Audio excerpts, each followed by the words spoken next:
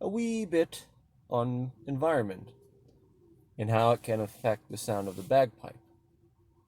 I'm in my van right now because I typically shoot these kinds of videos shortly before I go to work. And I have basically a collapsible temporary bagpipe with a synthetic reed, because if I use the dry reed with this kind that goes with Uilleann pipes, it would ruin the reed. Now, got my adapter, so you can blow through the top, make beautiful sounding music. I'm limited though in 45, at the most 50-second intervals. I have to take a breath because I don't know how to circular breathe. That'd be awesome. I could circular breathe like Kenny G. Now, circular breathing is short for you're able to always continuously play, like you're basically your own air reservoir. Now, with atmosphere and how it affects bagpipes, over here on my right side, I have a dual cup holder that's built into the side of my van. Now, typically, if I was to play the first note, the D, on all holes covered, on this bagpipe chanter, it would sound like this.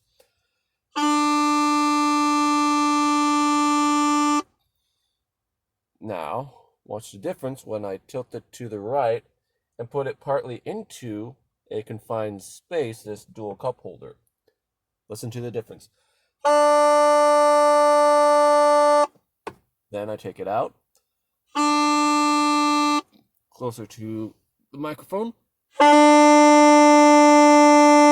Now I will slowly move it from the microphone, this camera here, slowly to the middle, then to the cup holder.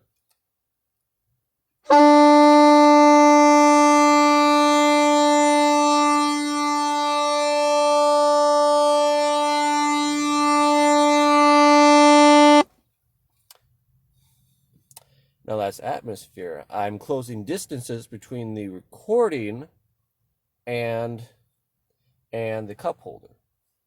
So fancy way of saying that is it's a way of mixing or cooking the sound.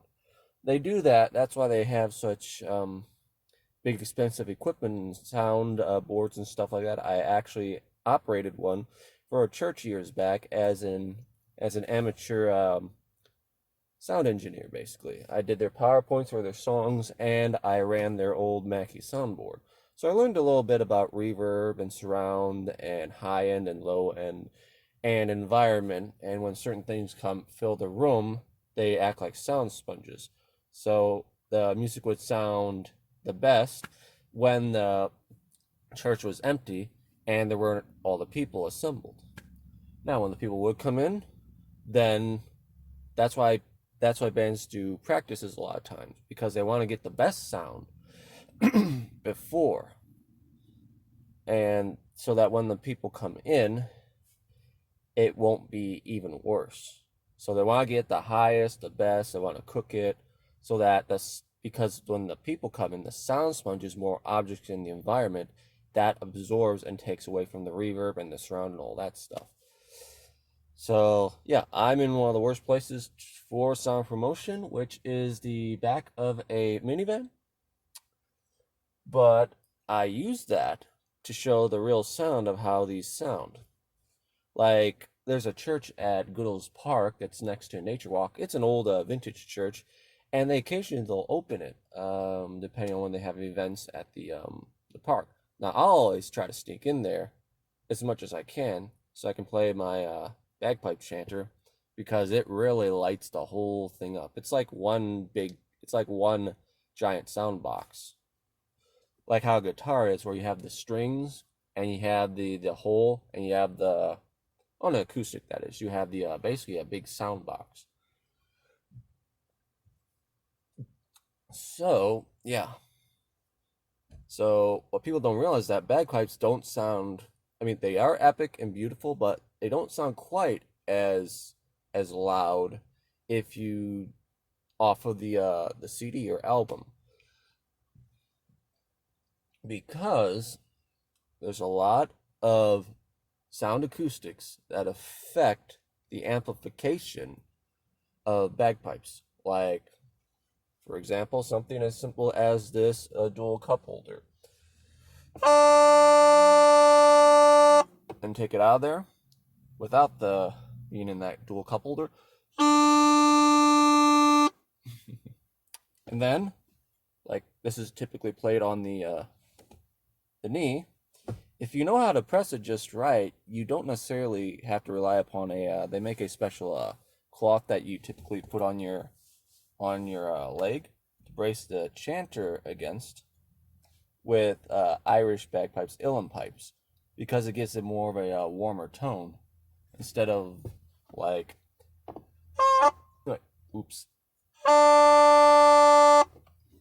Now that sound right there works for certain kinds of music, but in general, it's played like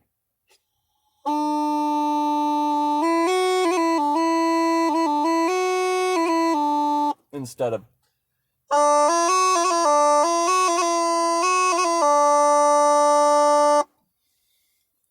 whereas with the Highland pipe, you don't play it at all braced against your leg because it's meant to be. It's a war pipe. The Uilleann pipes, this Uilleann pipe chanter, it's an indoor type of bagpipe chanter. So it has a more, they primarily go for more a mellow sound. You put it against your leg or your leg with a special cloth. I know I can brace it hard enough that, oops, yeah, it's starting to warm up. Temperature's affecting my read.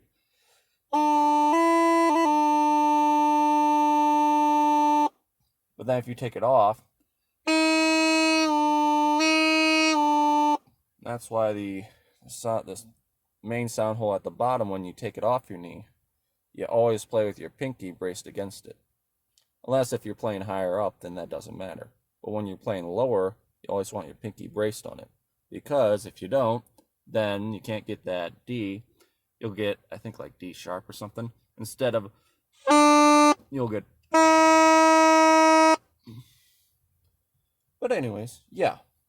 Environment greatly affects how the sound will sound. It sounds great, bad environment or good environment, but you can make it sound even better and more epic if you use certain spaces that will reverberate the sound better.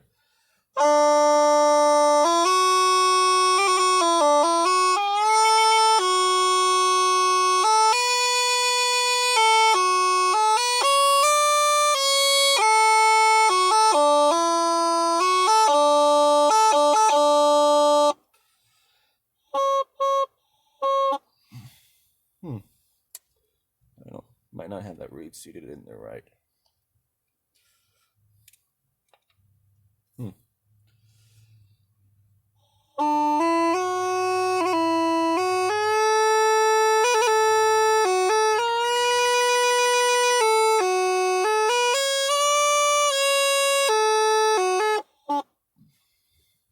But you get the point, basically. Environment greatly affects bagpipe sounds. So, yeah.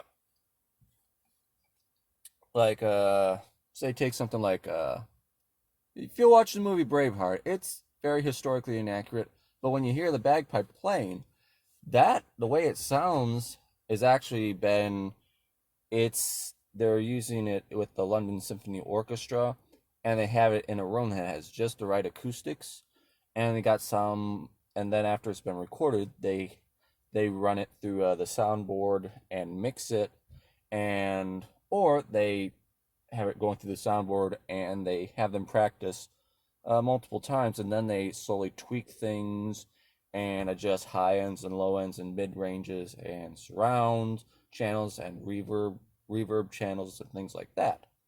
So the fact that, which is why I think it gives more credit to these new synthetic reeds, that I can just do something simply like this.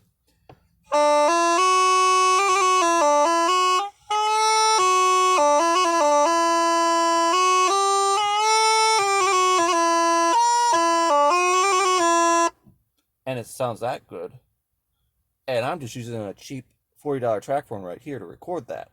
And it sounds good. that it goes to show that they really got this instrument down. You could even take some, like an amateur sound program or something like that, something really cheap, and you could make a quality sounding recording. I've actually done that. I did I think it's called a video where I did record myself playing this bagpipe chanter at different times, but I put it all together, but it's the same reed, same pipe chanter, and I just added a little bit of reverb, and it sounds like what you hear out of some of the movies, these big multi-million-dollar Hollywood flicks.